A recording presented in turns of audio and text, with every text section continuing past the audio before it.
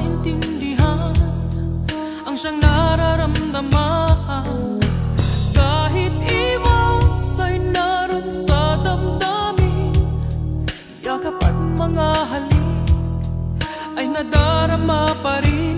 Dahil tanging ikaw ang siyang lahat, nang mawalay ka ng minsay, hindi ko matanggap. Kulang ang sandali pag ika'y wala, sadyang kapag